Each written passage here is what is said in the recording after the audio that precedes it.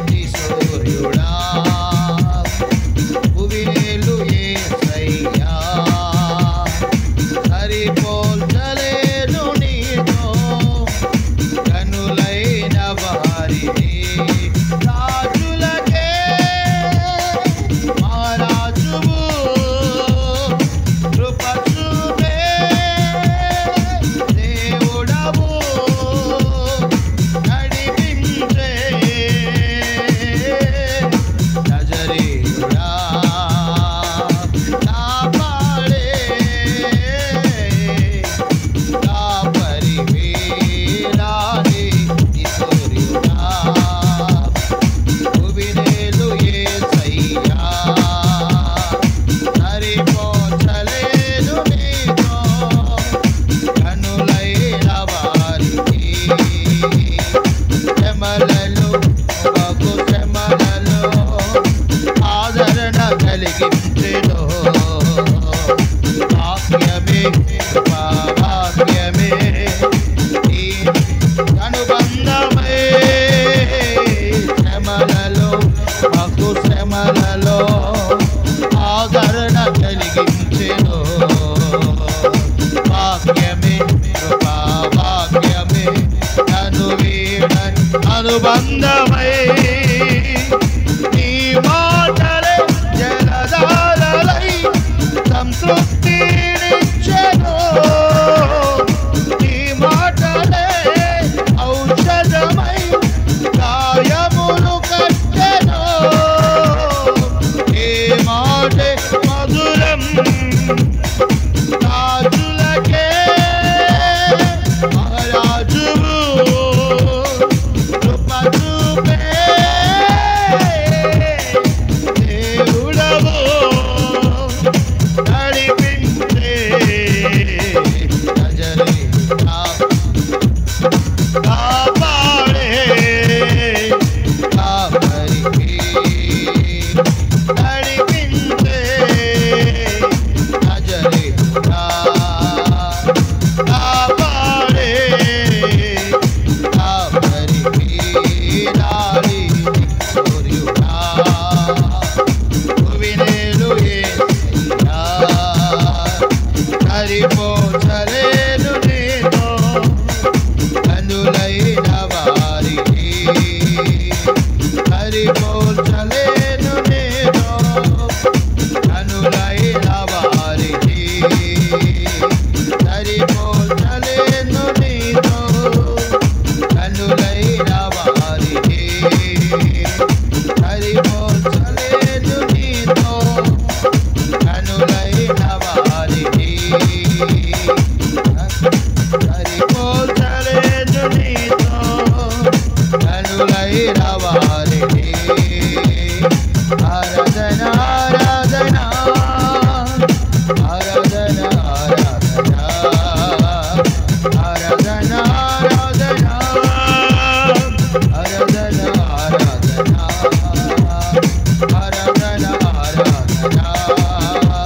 ఆరాధన ఆరాధన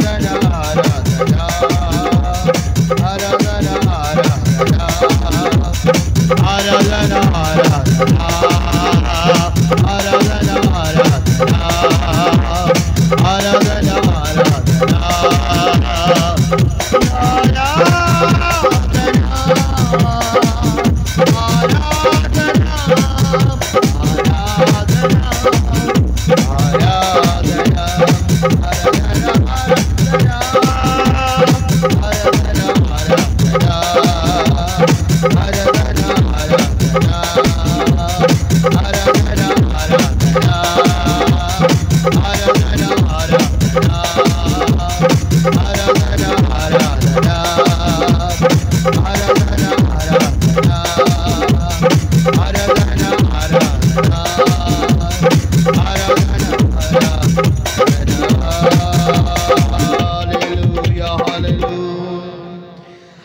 ఆరాధన ఆరాధన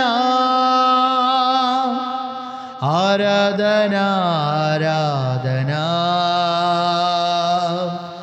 నా నీతి సూర్యుడా భువినేలు యేసయ్యా సరిపోల్చలేను నీతో గనులైనవా నీ రాజులకే మహారాజువు కృప చూపే దేవుడవు నడిపించే నజరేయుడా కాపాడే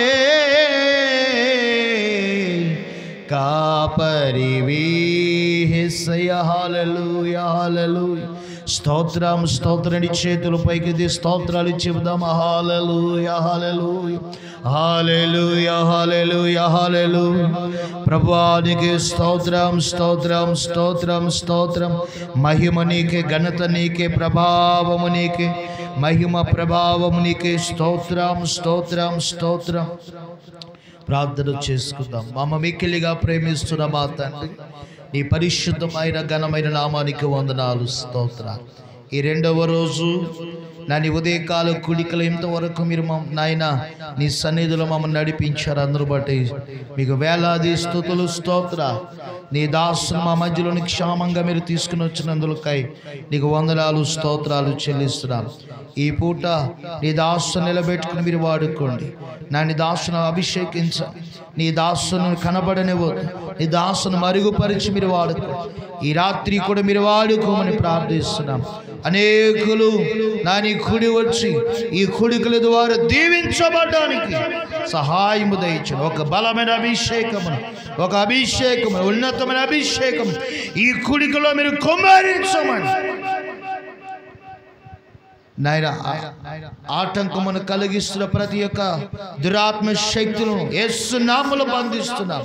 నీ ఆత్మ నడిపింపు నీ స్థలంలో మీరు అనుగ్రహించమని మమ్మల్ని చేతులుగా అప్పగించుకుంటున్న మమ్మల్ని మీ స్వాధీనంలో మీరు ఉంచుకోమని ప్రతి నిద్రాత్మ బలహీన ఆత్మ మీరు తొలగించి నీ ఆత్మాభిషేకం నీ స్థలంలో మీరు కుమ్మరించమని దాసుని బలపరిచి మీరు వాడుకోమని వినగలి చెవులు గ్రహించే మనసు మీరు మాకందరికీ దయచేయమని యేసయ్య ఉన్నతమైన నామమును బట్టి ప్రార్థించి స్తుతించి వేడుకొనుచున్నాము తండ్రి. ఆమేన్ ఆమేన్. అందరూ దయచేసి కూర్చుందాం. దేవుని పరిశుద్ధమైన నామమునకు మహిమ కలుగును గాక. హల్లెలూయా హల్లెలూయా హల్లెలూయా. మంచిది. మన పత్రికలో ప్రకటించుకున్నటువంటి రీతిగా దేవుని దాసులు మరి రెవరెండ్ ఆదాము రాజయ్య గారు మన మధ్యలో ఉండడం ఆశీర్వాదకరం.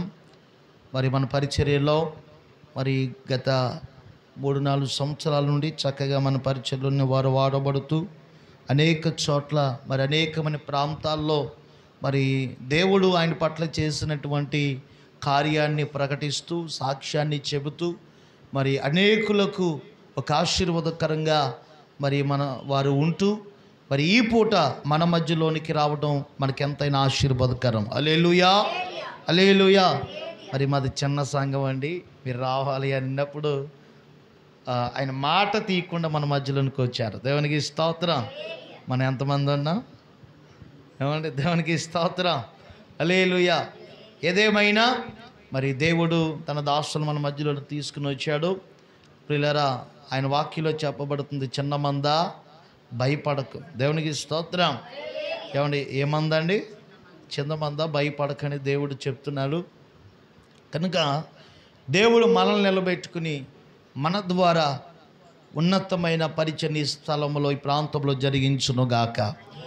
ఒక మాట నేను నా అనుభవం పూర్వకంగానే చెప్తాను, వాక్యపూర్వకంగానే. ఎవరైతే దేవుని పరిచర్యను కట్టడానికి, దేవుని పరిచర్య కొరకు పిల్లరా నిలబడతారో, పని చేస్తారో, ఎవరైతే దేవుని యొక్క సంఘాన్ని, దేవుని యొక్క పరిచర్యను కడతారో దేవుడు వారి కుటుంబాన్ని కడతాడు. హల్లెలూయా. కొంతమంది ఓడబెరకడానికి చూస్తూ ఉంటారు. ఓడబెరిగితే అడ్రస్ లేకుండా పోతారు వాళ్ళు. అర్థమైంది? దేవుని పనిని మనం పాడు చేసే రకంగా మనం ఎప్పుడూ ఉండకూడదు. మనం పనిని ప్రేమించాలి, పని చేయాలి, కష్టపడాలి, పరిచర్యను చేయాలి. దేవునికి స్తోత్రం. హల్లెలూయా. ప్రియమైన దేవుని బిడ్డలారా, మనం కొద్ది మంది ద్వారా మరి దేవుడు ఈ ప్రాంతాన్ని కదిలించబోతున్నాడు. ప్రియులారా చూడండి, 12 మంది శిష్యుల ద్వారా దేవుడు 12 మంది శిష్యుల ద్వారా ప్రపంచానికి దేవుడు ఏమందించాడు? సువార్తను అందించాడు. ఇది యేసు ప్రభుల వారు చేసినటువంటి మరి కార్యమే కాదు, ఆయన శిష్యులు కూడా ఎంతో ప్రయాసపడ్డారు. దేవునికి స్తోత్రం. వారు ప్రాణాలు పెట్టారు. దేవుని సువార్త ప్రకటించడానికి వారు తాము అప్పగించుకున్నారు. వాళ్ళు ఎంతగానో పరిచర్య చేశారు. కనుక వాళ్ళు ఎక్కడున్నారంటే దేవుని కుడి పార్శ్వమున ఉన్నారు. వారికి సింహాసనం వేయబడింది. నీవు కూడా ఆయన రాజ్యానికి వెళ్ళాలి అని అంటే ఈరోజు మనం ఆయన పరిచర్యను మనం కట్టాలి. ఆయన సంఘాన్ని మనము కట్టాలి. సంఘము ఎవరిదనంటే నీది నాది కాదు. ఎవరిది? దేవునిది. దేవునికి స్తోత్రం. ఇది ఎవరి పని? దేవుని పని. దీన్ని ప్రేమించాలి, దీన్ని కట్టాలి, దీనికోసం ప్రయాసపడాలి. ప్రియులారా, ఆ భారం ఉన్న దాన్ని బట్టి నేను ఎక్కడి నుంచో వస్తూ ఉన్నాను. ప్రియమైన దేవుని బిడ్డలారా, మరి గమనించాలి, ఈ స్థితిలో ఇంత ప్రయాసపడవలసినటువంటి వ్యక్తినైతే నేను కాదు. ప్రియులారా, మరి చక్కగా కడుపులో నీళ్ళు కదలకుండా పరిచర్య చేసుకోవడానికి దేవుడు ఉన్నతమైన పరిచర్యలు దేవుడు ఇచ్చాడు. కానీ ఎందుకో ఇక్కడికి పంపించాడు దేవుడు.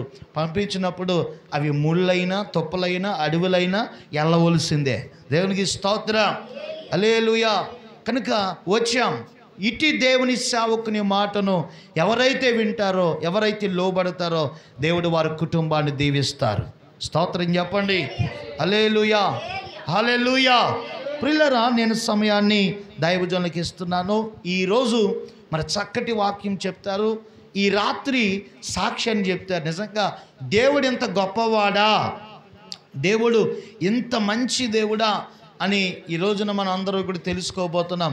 మనం ఆరాధిస్తున్న దేవుడు చనిపోయిన వారిని కూడా, పాడైపోయిన వారిని కూడా బాగు చేయగలిగిన సమర్థుడు. హల్లెలూయా, హల్లెలూయా. మరి దానికి సాక్ష్యము దైవజనులే. ఆయన చనిపోయి పిల్లరా ఇంకా పాడి కట్టబడి ఉన్న స్థితిలో దేవుడు బ్రతికించారు. నేను చెప్పడం కాదు కానీ, ఆయన వెనకాల పెట్టుకుని నేను చెప్పడం కాదు కానీ, ఆయన నోటంటే ఆయనే చెప్పడం మంచిది. ఈ రాత్రి మరి అనేకులు మరి ఇక కుడికల్లో పాల్గొని దీవించబడుదురుగాక. వారు కలిగిస్తున్న ఆ కాటంకాలు తొలగించబడునుగాక, వారి మబ్బులు తొలగించబడునుగాక, వారి కంచులు కొట్టివేయబడునుగాక యేసు నామములో. హల్లెలూయా, హల్లెలూయా. ఈ సమయంలో దైవజనులు ఆదామరాజయ్య గారికి మరి యొక్క సమయాన్ని అప్పగిస్తున్న వారిని ప్రేమతో ఆహ్వానిద్దాం. చప్పట్లు కొట్టి మన వారిని ఆహ్వానిద్దాం.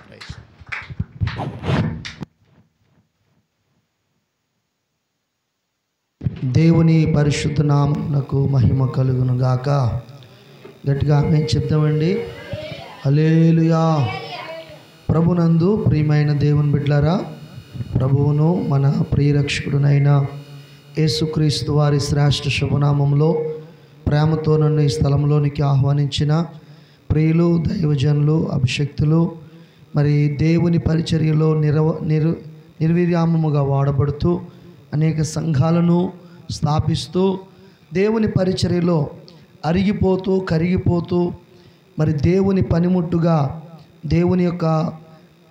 దేవుని చేతిలో ఒక ఆయుధంగా ఉపయోగపడుతున్న గొప్ప దైవజనులు మరి ఆనంద్ కుమార్ గారికి నా ప్రత్యేకమైన వందనాలు, పాస్టర్ గారికి వందనాలు, అలాగే బిషప్ పేట్రయ్య గారికి కూడా వందనాలు. కూడి వచ్చిన మీ అందరికీ వందనాలండి. ఈ శబ్దయంత్రం ద్వారా వింటున్న వారందరికీ కూడా నా ప్రత్యేకమైన వందనాలు తెలియజేస్తున్నాను. దేవుని స్తోత్రం. నేను ఏనాడో మట్టిగా మారిపోవలసిన వాడిని, మట్టిలో కలిసిపోవలసిన వాడిని, సమాధి గోతి అయిపోయి ఈ పాటికి ఎప్పుడో మర్చిపోవలసిన వాడిని. కానీ మరి మట్టి అయిపోవలసిన నన్ను ఆ మహాదేవుడు మహిమగా మార్చి మీ ముందు నిలబెట్టాడు. దేవునికి స్తోత్రం చెప్పండి. హల్లెలూయా. ప్రియులారా, మరి దేవుడు నన్ను ఎలా బ్రతికించాడో, ఎందుకంటే నా కోసం రోడ్డు మీద పాడి కట్టారు, శ్మశానంలో గొయ్యి కూడా తవ్వారు, శవస్నానం చేయించడానికి నీళ్లు కూడా సిద్ధపరిచారు, తీసుకెళ్ళి పాతి పెట్టేద్దామన్న సమయంలో సాక్షాత్తుగా ప్రభు అయిన యేసుక్రీస్తు వారు ఆయన చెయ్యి చాపి నన్ను ముట్టి మరి చచ్చిపోయి నన్ను తిరిగి మరలా బ్రతికించారు. గట్టిగా స్తోత్రం చెప్తాం. హల్లెలూయా. ఎలా జరిగిందో అనే విషయాన్ని ఈరోజు నేను ఈ రాత్రి మీకు తెల్లతేటగా తెలియజేస్తాను. ఈ పగటిపూట దేవుని వాక్యాన్ని మనము ధ్యానం చేసుకుందాం. ప్రియులారా, ఈ పగటిపూట దేవుని మాటలు మనం గుర్తుకు చేసుకుందాం. దేవునికి మహిమ కలుగును గాక. హల్లెలూయా, హల్లెలూయా. మరి చక్కటి దైవజనులు, నిజంగా వారిని మీరు కలిగి ఉండడం గొప్ప ఆశీర్వాదం. ప్రియులారా, బాగున్న వస్తువు ఏ వస్తువు అయినా ఉపయోగించుకోవడానికి ఎవరికైనా ఇష్టపడతాం కదా. బండి బాగుందనుకోండి, వేసుకెళ్తాక సూపరు, ఏమండి. అదే పాడైపోయిన వస్తువు ఎవరైనా ఉపయోగించుకుంటారా? పాడుపడిపోయిన వస్తువు ఎవరైనా ఉపయోగించుకుంటారా? కానీ మరి దైవజనులకు ఇచ్చిన కృప ఏంటంటే, పాడైపోయిన దాన్ని మరలా తిరిగి ఆయన బాగు చేసి దేవుని కొరకు వాడే అద్భుతమైన దైవజనుడు. గట్టిగా స్తోత్రం చెప్పండి. హల్లెలూయా.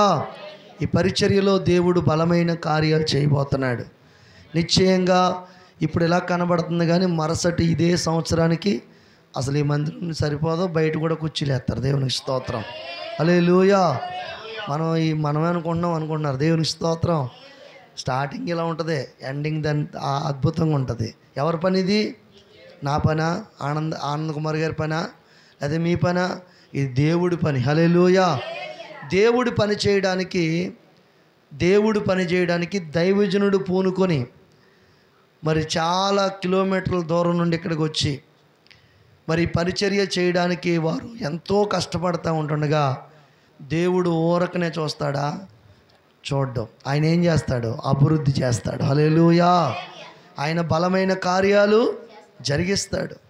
కాబట్టి దైవజనులకు ఇచ్చిన కృప ఏంటంటే, ఎక్కడైతే పరిచర్య సరైన రీతిలో లేదో, ఎక్కడైతే పరిచర్య సారవంతంగా లేదో, ఆ పరిచర్యను బలపరిచి దేవుని కొరకు ఒక బలమైన పరిచర్యగా మార్చాలనే కాంక్ష తప్ప మరొక ఆశ ఏమీ లేదు. గట్టిగా స్తోత్రం చెప్పండి. హల్లెలూయా. ఇక్కడికి రావడం వల్ల ఓ 1,00,000 రూపాయలు వస్తాయా? ఏమన్నా లేకపోతే 1,000 రూపాయలు వచ్చి పడిపోతాయా? ఏమీ లేదు. దేవునికి స్తోత్రం. ఏదేమైనా సరే వారికి వారు ఖర్చు అయిపోతూ దేవుని నామాన్ని ఘనపరుస్తున్నారు. హల్లెలూయా. చాలామంది ప్రియులారా లాభాన్ని ఆశించి చేస్తారు. ఏదైనా సరే, ఏం చేసినా సరే లాభాన్ని. ఈ పూట పనిలోకి వెళ్తే మనకి ఏదైనా వస్తేనే పనిలోకి వెళ్తాం, లేకపోతే వెళ్తామండి? ఈ పూట వారి ఇంటికాడ ఉంటే వారికంటూ బోల్డని పనులు ఉన్నాయి. దేవునికి స్తోత్రం.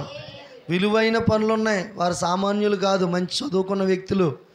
వారు చాలా అద్భుతమైన పనులు ఉన్నాయి. కానీ అన్నీ పక్కన పెట్టి ఈ పరిచర్ని దేవుడు ఆశీర్వదించాలి, ఈ పరిచర్ని దేవుడు డెవలప్ చేయాలి, ఈ పరిచర్ని దేవుడు ఇలా ఉంచకూడదు, ఆయన గొప్ప కార్యాలు చేయాలని గొప్ప ఆలోచనతో మరి అవన్నీ పక్కన పెట్టి ఇక్కడికి వస్తున్నారు. గట్టిగా స్తోత్రం చెప్పండి.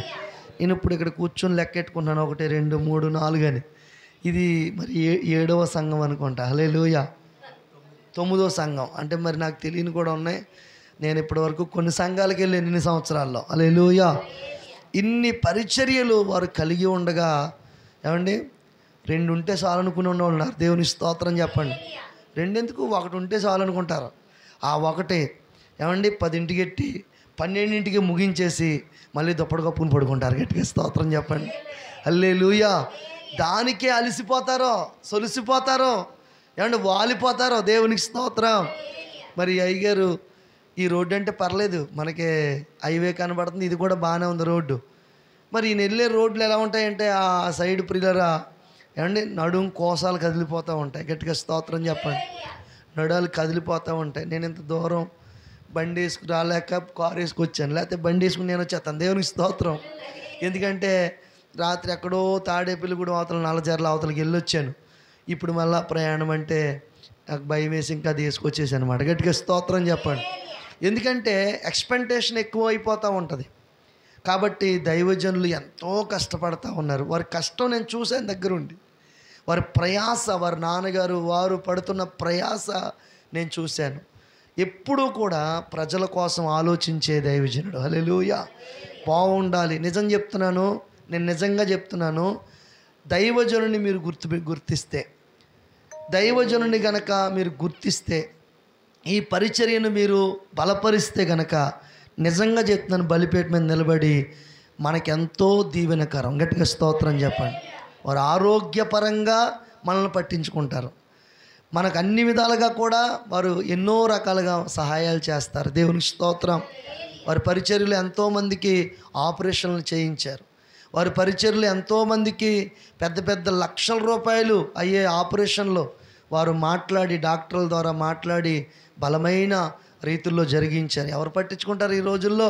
కానీ వారి పరిచర్యలో, వారి యొక్క విశ్వాసుల్లో, వారికి ఉన్న ప్రజల్లో వారు ఎంతో అద్భుతంగా వారు చేసుకుంటూ వస్తున్నారు. కాబట్టి నేను ఇన్ని సంవత్సరాల్లో వారితో నేను ప్రయాణం చేస్తూ వారి పరిచర్య గురించి తెలుసుకున్నప్పుడు నాకు చాలా ఆశ్చర్యం కలుగుతూ ఉంది, బహు ఆనందం కూడా కలుగుతుంది. గట్టిగా స్తోత్రం చెప్పండి. వాక్యం చెప్పటమే ఒక పనిగా కాదు, వాక్యం చెప్పటం ఒక పనిగా కాదు, చెప్పండి క్రియారూపకంగా కూడా వారు పని చేస్తూ ఉన్నారు. ఒకడికి ఆకలేస్తుంది అనుకోండి, అన్నం ముద్దట్టుకెళ్ళి పెట్టడం మేలంటారా? ఆకలేస్తుందా, అన్నం తిను అంటాం మేలంటారా? చెప్పండి, ఏది మేలండి? ఇప్పుడు ఆకలేసేవాడికి ఏం చేయాలి చెప్పండి అమ్మా? మన దగ్గర కొంచెం అన్నం పెట్టాలి, అంతే కదండి. అంతేగాని నువ్వు అన్నం తిను, సలేస్తుందా, దుప్పటి కప్పుకో అని అంటే అది ఏం ప్రయోజనం? మాటలు చెప్పేవాళ్ళు చాలామంది ఉన్నారమ్మా, కానీ మాటలు కాదు, చేతల్లో చూపించేవాళ్ళే దైవజనుడు. సరికి గట్టిగా చెప్పడం బిగ్గరగా స్తోత్రం చెప్పండి. హల్లెలూయా. కాబట్టి ఈరోజు ఒక మాట నేను చెప్తాను, చాలా చిన్న మాట, మీకు అర్థమయ్యే మాట చెప్పి నేను త్వరగా ముగిస్తాను. కీర్తనల గ్రంథము 100వ కీర్తన. కీర్తనల గ్రంథము 100వ కీర్తన. కేవలము 5 వచనాలు ఉంటాయి. 5 వచనాలు. అందరూ నాతో కలిసి ఈ కీర్తన చెప్తారా? సమస్త దేశములారా, గట్టిగా చెప్పాలి. యెహోవాకు ఉత్సాహధ్వని చేయుడి, సంతోషముతో యెహోవాను సేవించుడి, ఉత్సాహగానము చేయుచు ఆయన సన్నిధికి రండి. యెహోవాయే దేవుడని తెలుసుకోండి, ఆయనే మనల్ని పుట్టించెను, మనము ఆయన వారము, మనము ఆయన ప్రజలము, ఆయన మేపు గొర్రెలము, కృతజ్ఞతార్పణలు చెల్లించుచు ఆయన గుమ్మములో ప్రవేశించుడి. కీర్తనలో పాడుచు ఆయన ఆవరణలో ప్రవేశించుడి, ఆయనను స్తుతించుడి, ఆయన నామమును ఘనపరచుడి. యెహోవా దయాళుడు, ఆయన కృప నిత్యముండును, ఆయన సత్యము తరతరములుండును. నా వైపు అందరూ చూస్తూ కొన్ని మాటలు విందాం. హల్లెలూయా. ఇందులో ప్రారంభ మాట ఏంటంటే కనుక 2వ వచనంలో ఆయన సన్నిధికి రండి అని అందరూ ఆయన సన్నిధికి రావాలి. హల్లెలూయా. ఇప్పుడు మనం అందరం ఎక్కడికి వచ్చామండి? మనము ఇక్కడికి ఆనంద్ కుమార్ గారి సన్నిధికి కాదు, పేటర్ గారి సన్నిధికి కాదు, ఆదామరాజు గారి సన్నిధికి కాదు, మరి ఎవరి సన్నిధికి వచ్చాం? దేవుని సన్నిధికి. ఎప్పుడైనా సరే మనుషుల దగ్గరికి మనం వెళ్ళటం లేదు. ఎవరైనా గుర్తుపట్టాలి, దేవుని సన్నిధి అంటే ఎవరైనా రావచ్చు కదండి. దేవుని సన్నిధి అంటే ఎవరైనా రావచ్చు. కానీ ఈ రోజుల్లో ఎలా ఉందనంటే ఇది మాది, అది మీది అని కాస్త విధానాలు చేస్తూ ఉన్నారు. కానీ అది కరెక్ట్ కాదు. ఇది ఎవరి సన్నిధి అంటే దేవుని సన్నిధి. గట్టిగా స్తోత్రం చెప్పండి. హల్లెలూయా, హల్లెలూయా. నీ కృపలోనే మమ్ము బ్రతికించావు, నీ కృపలోనే మమ్ము నడిపించావు. కృప కలుగునుగాక, కృప కలుగును, కృప కలుగును,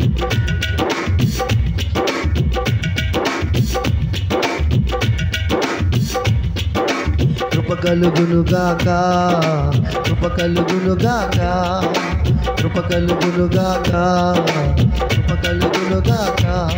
నీ కృపలోనే మమ్ము బ్రతికించావు, నీ కృపలోనే మమ్ము నడిపించావు. పాడదామా?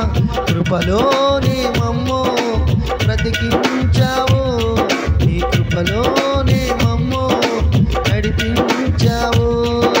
కృప కలుగునుగాక, కలుగునుగాక, కృప కలుగునుగాక, కృప కలుగునుగాక. పర్వతాలు తొలగిపోయిన, మెట్టలన్నీ కత్తరిల్లిన, నీ కృప మమ్మును విడువదంటివే. పర్వతాలు తొలగిపోయిన, మెట్టలన్నీ కత్తరిల్లిన, నీ కృప మమ్మును విడువదంటివే. నీ కృపలోనే మమ్ము దాచావయ్యా, నీ కృపలోనే మమ్ము దాచావయ్యా. చెప్పాలి, కృపలోనే మమ్ము,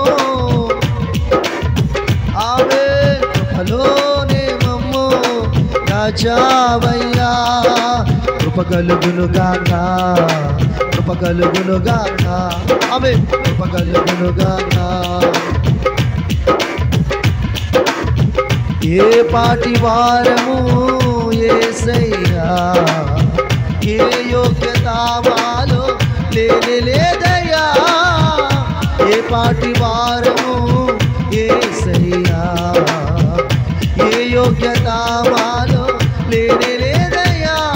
ఈ కృపలోనే మమ్ము ప్రేమించావు, ఈ కృపలోనే మమ్ము పోషించావు, నీ కృపలోనే మమ్ము ప్రేమించావు, నీ కృపలోనే మమ్ము పోషించావు.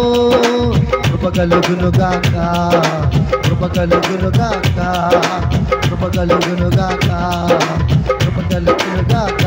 యేసయ్యా, యేసయ్యా, యేసయ్యా, యేసయ్యా, యేసయ్యా, యేసయ్యా, యేసయ్యా, యేసయ్యా,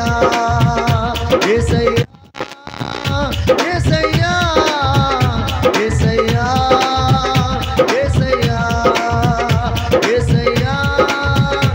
యేసయ్యా, యేసయ్యా,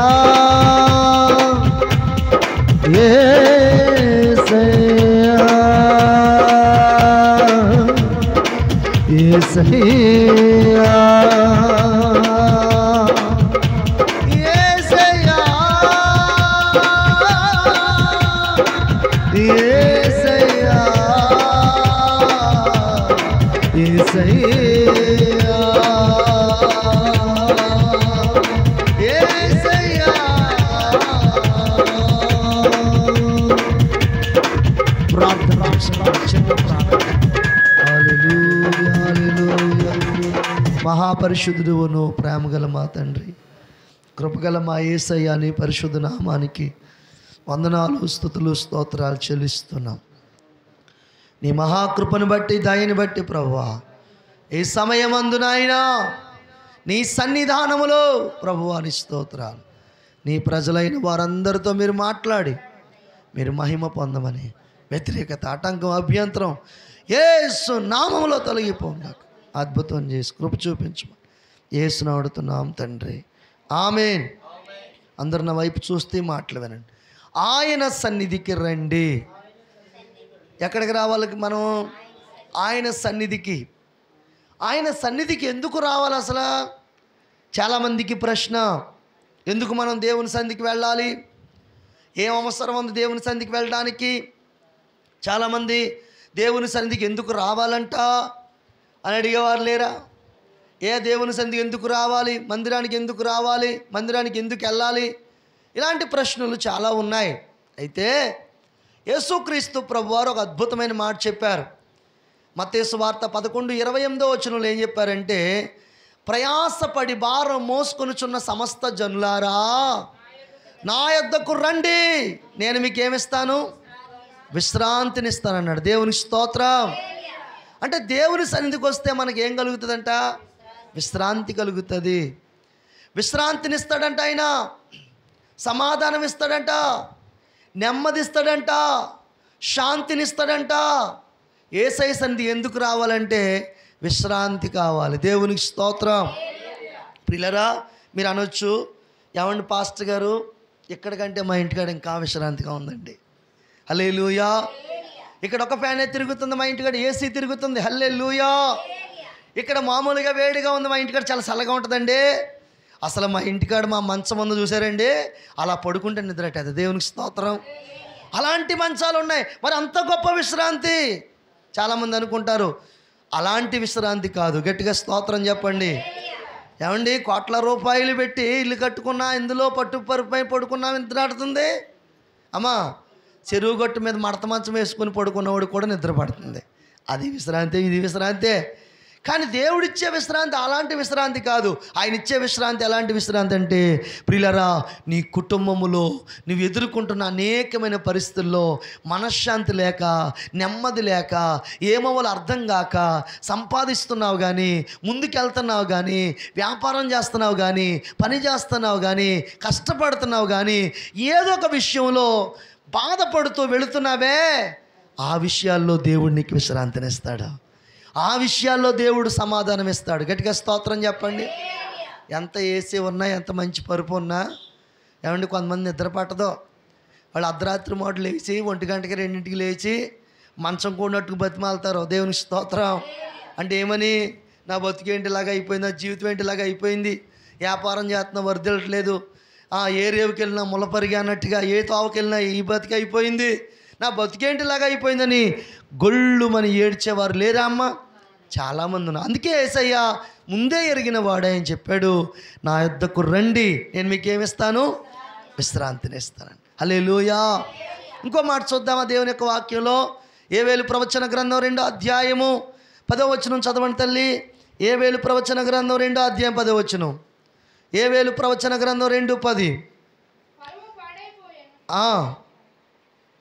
యోవేలు ప్రవచన గ్రంథం 2:10. ఇప్పుడైనను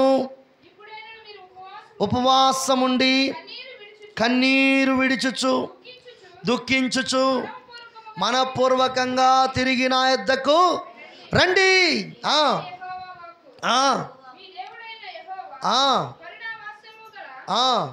వాడును శాంతిమూర్తియు అత్యంత కృపగలవాడయుండి తాము చేయక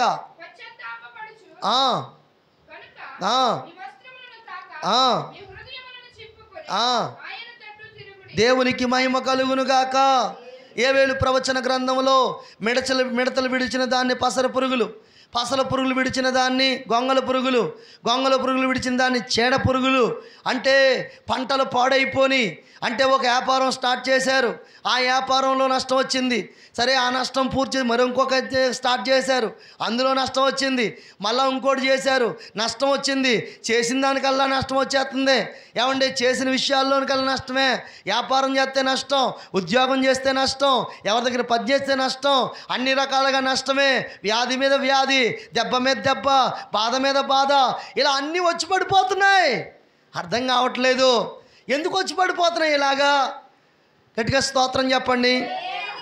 ఏదైనా ప్రయత్నం చేస్తే అది ప్రయోజనకరంగా ఉంటేనే కదా మనకి కొంచెం బాగుంటుంది హృదయం. హల్లెలూయా. ఈ వ్యాపారం స్టార్ట్ చేసాం, ఈ వ్యాపారంలో తులమో పొలమో మిగులుతుంది, లేకపోతే ఈ ఉద్యోగానికి వెళ్తున్నాను, ఏదో తులమో పొలమో మిగులుతుంది, ఇలా చేస్తున్నాను, తులమో పొలమో మిగులుతుంది, అప్పుడే కదా మన హృదయము సంతోషించేది. కానీ స్టార్ట్ చేసిందల్లా పాడైపోతూ ఉంటే, ప్రారంభించిందల్లా నష్టం వచ్చేస్తూ ఉంటే, అప్పుడు అన్నాడు, ఎందుకు ఇలా జరుగుతుంది అని అంటే, ఇప్పుడైనను, అంటే నష్టం జరగాల్సింది జరిగిపోయింది, బాధపడాల్సిన పరిస్థితులు వచ్చి అయిపోయినాయి. అయితే ఇప్పుడైనను మీరు ఉపవాసం ఉండి ఎక్కడికి రావాలంట? నా దగ్గరికి రండి. హల్లెలూయా. ఇప్పుడైనను మీరు ఉపవాసం ఉండి నా దగ్గరికి వచ్చిన ఎడల నేను చేయాల్సిన మేలు ఏదైతే ఉందో అది చేస్తాను. కీడొచ్చేసింది మీ మీదకి, అది మానేస్తాను, తీసేస్తాను, మేలు చేస్తాను. తొలకరి వర్షం కురిపిస్తాను, కడవరి వర్షం కురిపిస్తాను, మీ భూఫలమును ఆశీర్వదిస్తాను, మీ దుక్కుడెద్దులను ఆశీర్వదిస్తాను, మీరు మరలా బాగుపడతారు. హల్లెలూయా. అమ్మా వినండి ఈ మాటలు. చాలామంది బయట వారు కూడా ఈ మాటలు వింటూ ఉన్నారు. ఎందుకు రావాలి దేవుని సందికంటే, ఒకటి ప్రియులరా, మనకు దేవుడు మనశ్శాంతిని నెమ్మదినిస్తాడు. 2, ఎందుకు రావాలి దేవుని సందికనంటే, ఇక్కడ రాయబడిన మాట ఏమండి, ఆయన సన్నిధికి వచ్చి రావడం వల్ల కీడు మానిపోయి మేలు జరుగుతుంది. హల్లెలూయా. ఏం మానిపోయి అంటండి? కీడు మానిపోయి, కీడు పోతుంది. సమస్యలు పోతాయి, ఇక్కట్లు పోతాయి, ఇబ్బందులు పోతాయి. రేపు ఏం జరుగుతుంది మీకు తెలుసా అమ్మా? రేపు ఏమవుతుంది మీకు తెలుసా? కానీ రేపు ఏం జరుగుతుందో దేవుడికి తెలుసు. హల్లెలూయా. మీ జీవితంలో రేపు ఏం జరుగుతుందో మనకు తెలదు, కానీ రేపు ఏం జరుగుతుందో దేవుడు తెలుసు. ఒకవేళ రేపు జరిగేది కీడు అనుకోండి, ఈ పూట నువ్వు మందిరంలో ఉంటే ఆ కీడు నుంచి తప్పించబడతావు. ఈ పూట నువ్వు దేవుని మందిరంలోకి వస్తే ఆ ప్రమాదం నుంచి తప్పించబడతావు. ఆ విధమైన పరిస్థితిని అందుకే మనం మందిరాన్ని విడిచిపెట్టకూడదు. దేవునికి స్తోత్రం. ఎందుకయ్యా మందిరం అని అంటే నిన్ను కీడు నుండి తప్పించడానికి. ఎందుకయ్యా మందిరం అంటే నీకు విశ్రాంతిని కలగ చేయడానికి. ఎందుకయ్యా మందిరం అంటే నీ జీవితాన్ని బాగు చేయడానికి. హల్లెలూయా. అందుకే మందిరానికి రావాలి. ఏమండి? అంతే తప్ప ఈ ఈ ఈ గోల్ చూడడానికి, ఫ్యాన్ చూడడానికి కాదు కదా. మందిరానికి రావడం వల్ల నీవు కీడు నుండి, ప్రమాదం నుండి తప్పించబడతావు. మరొక మాట కూడా చూద్దామా దేవుని ఒక వాక్యంలోంచి? మొదటి సమూయేలు గ్రంథం 7వ అధ్యాయంలో చక్కటి మాట రాయబడి ఉంది. మొదటి సమూయేలు గ్రంథం 7వ అధ్యాయంలో చక్కటి మాట రాయబడి ఉంది. చదువుతారండి ఒక్కసారి. 7వ అధ్యాయము దయచేసి 3వ వచనం కాడి నుంచి. సమూయేలు ఇశ్రాయేలు తిట్లనెను, పూర్ణ హృదయముతో మల్లు కొనేడల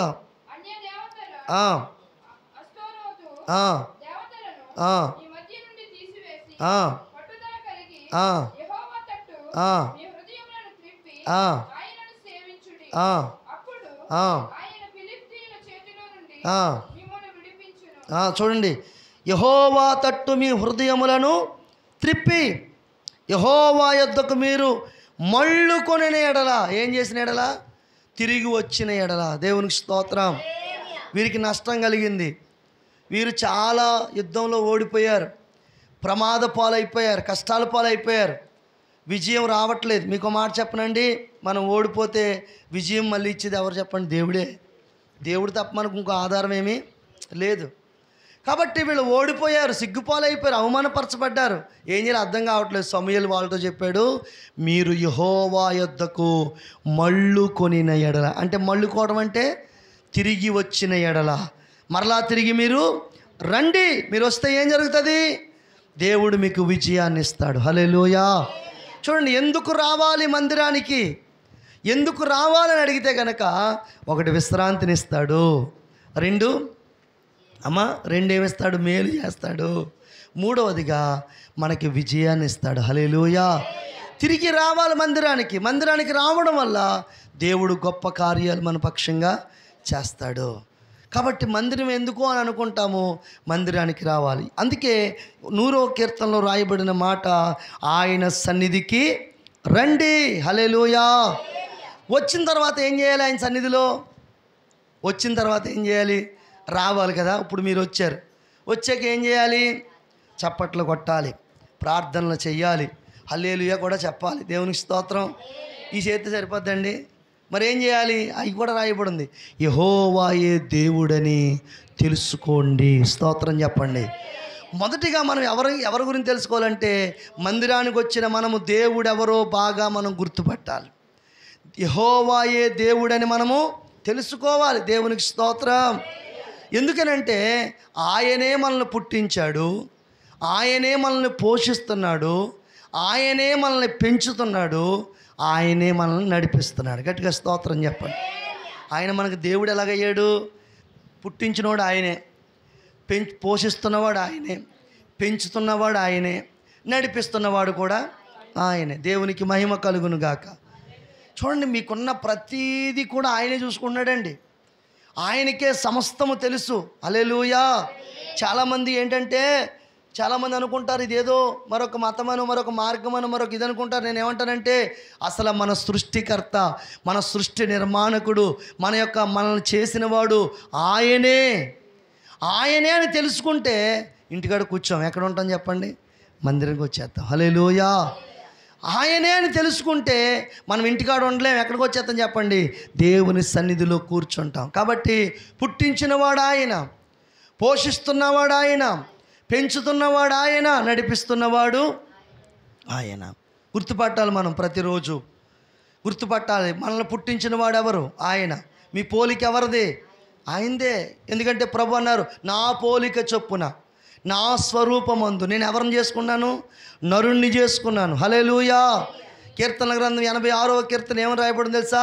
మీరు దైవములనియు సర్వోన్నతుని కుమారులనియు మీరు ఎరుగరా అన్నాడు. అంటే మనం ఎవరమని అంటే గనక మనము కూడా చెప్పండి దైవ స్వరూపము కలిగిన వారము. హల్లెలూయా.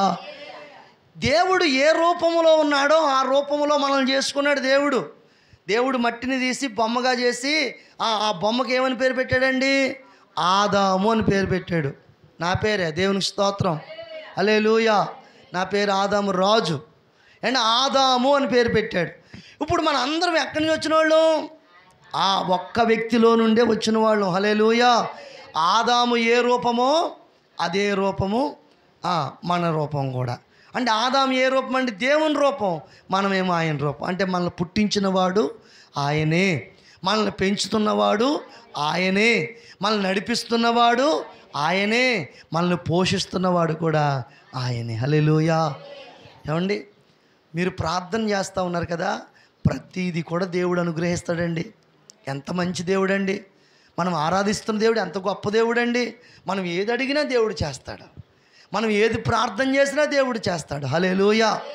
గట్టిగా స్తోత్రం చెప్పాలి. దేవుడు ఏది అడిగినా, నీ వ్యాపారంలో వృద్ధి లేదా, అడుగు, ప్రభువుని కార్యం చేస్తాడు. నీ కుటుంబంలో అభివృద్ధి లేదా, ప్రార్థన చేస్తే దేవుడు గొప్ప కార్యం చేస్తాడు.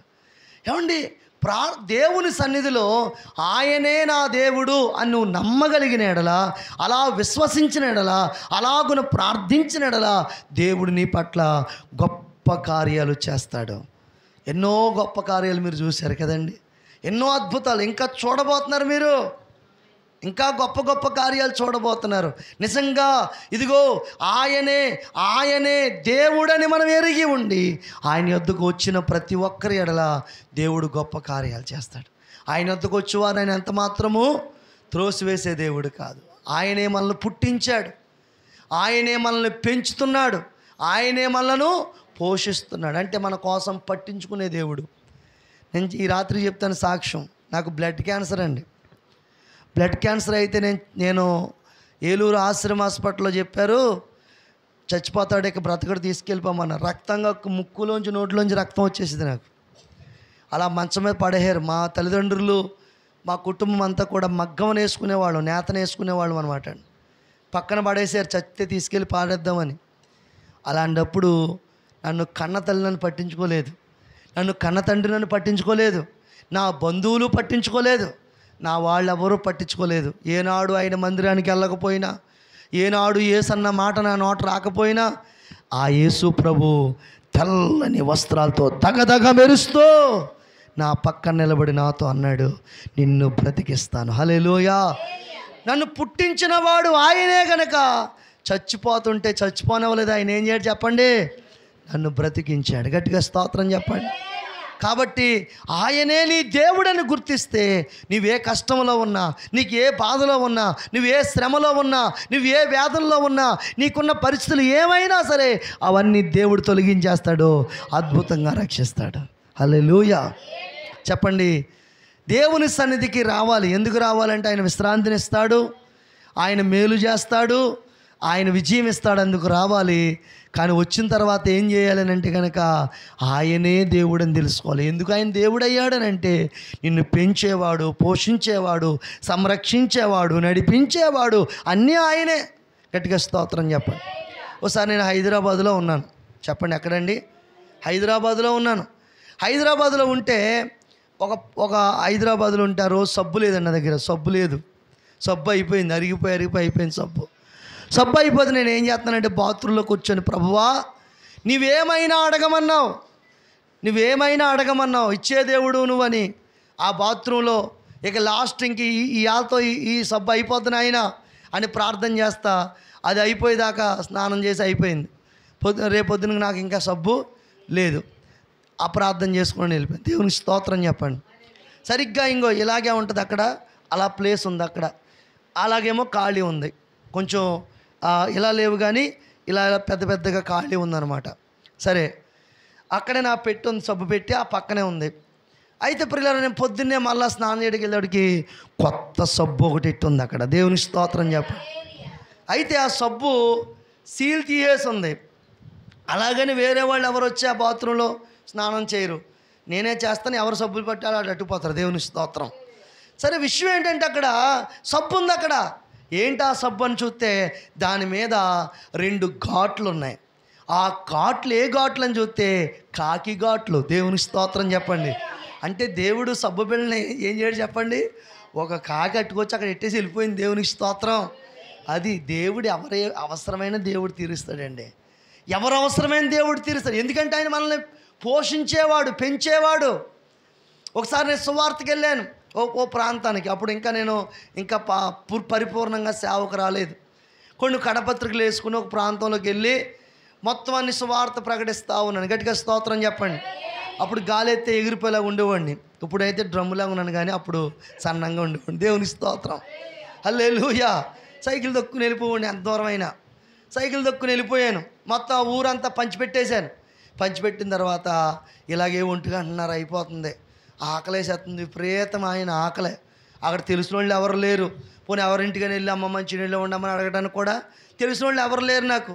సరే, అక్కడ ఒక నుయ్యి ఉంది. ఆ నూతుగాడికి వెళ్ళి ఆ నూతుగాడ చేత్తో నీళ్లు తీసుకొని, ప్రభువా ఆ రోజున నీళ్ళని ద్రాక్షారసంగా చేసేవంట, ఆ రోజున ప్రభువా ఇలా చేసేవంట, అలా చేసేవంట, ఇప్పుడు ఈ నీళ్లను నాకు అన్నంలా చేసేను ఆయన, ఈ నీళ్లు నా ఆకలి తీరిపోయేలా చేసేను ఆయన అని ప్రార్థన చేసి ఆమెనందప్పటికీ నా వెనకలో ముసలమ్మ నిలబడి ఉంది. ముసలమ్మ, బాబో ఇలా రా అంది. దేవుని స్తోత్రం చెప్పండి. కూడా వెళ్ళిపోయాను. కింద పీట ఉంటుంది కదండి, ఆ పీట వేసింది. కూర్చో అంది. కూర్చున్నాను. పప్పు, ఆవకాయ, ఆ పప్పులోకి నెయ్యి అన్నీ వేసి అట్టుకొచ్చి ఓ ప్లేట్ నిండా భోజనం పెట్టి, వినాలి ఈ మాటలో అండ్ అన్నీ పెట్టి నా దగ్గరికి అట్టుకొచ్చి తిను అంది.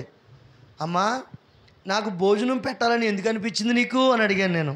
ఏమో నాకు తెలదు, నువ్వు ఇక్కడ ఆ సేదకాడ ఏవో పలుకుతున్నావు నాకు తెలదు. ఆ పలుకుతున్నప్పుడు ఒక ఆయన నాతో ఏం చెప్తున్నాడంటే, నేను పడుకున్నాను మంచం మీద ఇలాగా, నాతో ఒక ఆయన చెప్తున్నాడు, ఇదిగో ఆ నూతుకాడు ఉన్న అబ్బాయిని పిలిచి అన్నం పెట్టు అని చెప్తున్నాడు. కాబట్టి నేను ఎంగిల్ చేత్తో కాకుని కూడా తోలను. దేవుని స్తోత్రం. ఆయన చెప్పాడు కాబట్టి నీకు పిలిచి అన్నం పెడుతుందని అంది. అయ్యి బాబు అనిపించింది నాకు. గట్టిగా స్తోత్రం చెప్పండి. ఏమండి, రాజభోజనం పెట్టిందండి ఆ రోజున ఆవిడ. హల్లెలూయా. చూసారా, దేవుడు ఎప్పుడూ కూడా మనల్ని ఆకలి గొన్నేడు, మనల్ని ఎప్పుడూ కూడా అపాయానికి గురి చేయడు, మనల్ని ఎప్పటికీ ప్రమాదానికి గురి చేయడు. నీకు ఆకలి అనిపిస్తే చాలు ఆయన అన్నం పెట్టే దేవుడు. నేను ఓడిపోయాను ప్రభు అంటే విజయం ఇచ్చే దేవుడు. అందుకే ఆయనే మనల్ని పుట్టించెను, మనల్ని పోషిస్తున్నాడు, మనల్ని నడిపిస్తున్నాడు. హల్లెలూయా. గట్టిగా స్తోత్రం చెప్పాలి. ఏమన్నా అర్థమవుతుందండి? కాబట్టి దేవుడని తెలుసుకోవాలి. ఎందుకు తెలుసుకోవాలంటే పోషించేవాడని, నడిపించేవాడని తెలుసుకోవాలి. తెలుసుకోవడమే కాదు, మరి ఇంకేం చేయాలి? చూడండి, 4వ వచనం. కృతజ్ఞతార్పణలు చెల్లించుచు ఆయన గుమ్మములో ప్రవేశించాలి. 1, ఆయన సన్నిధికి వస్తే ఏం జరుగుతుంది? విశ్రాంతి కలుగుతుంది, మేలు కలుగుతుంది, విజయం కలుగుతుంది. ఏమండి, ఇప్పుడు వచ్చాం ఆయన సన్నిధికి. వచ్చిన తర్వాత ఏం చేయాలి? ఆయన ఎవరో తెలుసుకోవాలి. ఎందుకు తెలుసుకోవాలి? ఆయన మనల్ని పుట్టించినవాడు, మనల్ని పోషిస్తున్నవాడు, మనల్ని పెంచుతున్నవాడు, మనల్ని నడిపిస్తున్నవాడు. హల్లెలూయా. గట్టిగా స్తోత్రం చెప్పండి. ఈ పాప పెద్దదిగిన తర్వాత ఏమవుతుంది మీకు తెలుసా అండి? మీకు తెలియదు, మనకే. కానీ ఈ పాప డాక్టర్ అవ్వచ్చు, కలెక్టర్ అవ్వచ్చు. ఆమె ఏం చెప్పండి గట్టిగా. ఈ పాప గొప్ప ఉన్నతమైన వ్యక్తి అయిపోవచ్చు, మనకు ఇప్పుడు తెలదో. కానీ ఆయన సన్నిధిలో ఆయన అలా దీవిస్తాడు. ఆమె చెప్పండి. మన పిల్లల భవిష్యత్తును దేవుడు దీవిస్తాడు. మన కుటుంబాలు ఆశీర్వాదకరంగా మారుతాయి. ఎప్పుడైతే మనం దేవుని సన్నిధికి వస్తామో, దేవుని సన్నిధిలో ఉంటామో, ఆయనే నాకు సమస్తమని ఎరిగి ఉంటామో, ఇక రోజు మీకోసం దేవుడే పట్టించుకుంటాడు. హల్లెలూయా. ఇది బాగోలేదు, అది బాగోలేదు, ఇది అవ్వదో, ఇలా జరగదో అని నువ్వు చింతపడవలసిన అవసరమేక. ఎందుకంటే నీ చింత యావత్తు ఆయన మీద వేసినప్పుడు ఆయనే నిన్ను పోషించేవాడు గనక, ఆయనే నిన్ను పుట్టించాడు గనక, ఆయనే పెంచుతున్నాడు గనక, నడిపిస్తున్నాడు గనక, ఎప్పుడు నీకు ఏది అవసరమో అది దేవుడు మనకే ఇస్తాడెవడండి? ఇస్తాడు. హల్లెలూయా. గట్టిగా స్తోత్రం చెప్పండి. నాన్నగారు బిషప్ గారు చెప్తారు సాక్ష్యం. ఏమండి ఆ పల్లిపాలెం అదే ఊరండి అది, జంగంపాడు పల్లిపాలెం కదండి. అక్కడికి వెళ్ళినప్పుడు ఇంత లోతు, ఏమండి కాలు తీస్తే మళ్ళీ కాలు వెళ్ళిపోయి అంత లోతు వెళ్ళి నడిచి అక్కడ పరిచర్య చేశారు. ఇప్పుడు అద్భుతమైన బిల్డింగ్లు కట్టబడిపోయినాయి అక్కడ. ఏమంటే సిమెంట్ రోడ్లు వేస్తున్నారు అక్కడ. దేవునికి స్తోత్రం. బలంగా మంచి అద్భుతంగా వర్ధిల్లిపోయింది ఆ ప్రాంతం. ఎందుకో తెలుసా అండి, దైవజనుడు ఏ ప్రాంతంలో అడుగు పెడతాడో ఆ ప్రాంతం దీవించబడిపోతాయి, ఆ గృహాలు ఆశీర్వదించబడిపోతాయి, ఆ ఇల్లు మనకు తెలుతుంది. దేవునికి స్తోత్రం చెప్పండి. అంటే దైవజనుడు మన దగ్గరికి వస్తున్నాడంటే ఏమి తెస్తున్నట్టు? దేవుని ఆశీర్వాదాన్ని, దేవుని దీవెన, దేవుని గొప్ప కృపను మోసుకుని వస్తున్నామన్నమాట. దేవునికి స్తోత్రం. అవి కనపడవు మనకే, హల్లెలూయా. కానీ కొన్ని సంవత్సరాలకి ఏమైపోతుందో తెలుసా, రెపరెపలాడుతా అలా వర్ధిల్లిపోతూ ఉంటాం. గట్టిగా స్తోత్రం, హల్లెలూయా. ఏమండి, దాచబడిన ధననిధి దేవుడిచ్చే గొప్ప ఆశీర్వాదం. కాబట్టి మనం ఎప్పుడు కూడా పిల్లరా నాకు అది లేదు, నాకు ఇది లేదు, ఏం కలిసి వస్తుంది, మందిరానికి వెళ్తే ఏం వస్తుంది, మందిరానికి వెళ్తే ఏం ఉపయోగం, ఏంటి పని మానేసుకుని వెళ్ళాలా, అలాగని అనుకున్నప్పుడు మనం ఎందులోనూ దీవించబడలేము. హల్లెలూయా. కానీ అన్నీ పక్కన పెట్టి మందిరానికి వచ్చి చూడు, దేవుడు నిన్ను ఆశీర్వదిస్తాడు. అందుకే ఇక్కడ రాయబడి ఉంది, ఆయన మనల్ని పోషించేవాడు, పెంచేవాడు, సంరక్షించేవాడు. రెండవదిగా యెహోవా దేవుడిని తెలుసుకోవాలి. మొదటిగా రెండవదిగా ఏం చేయాలంటే కృతజ్ఞతార్పణలు చెల్లించాలి. కృతజ్ఞత అని అందరూ కూడా కొంచెం గట్టిగానే మా మాట. కృతజ్ఞత అంటే ఏంటి అర్థం? కృతజ్ఞత అంటే అర్థం ఏంటి? ఇప్పుడు ఈ ఊరే ఊరండి, ఇంతేరు, చిన్న ఇంతేరు.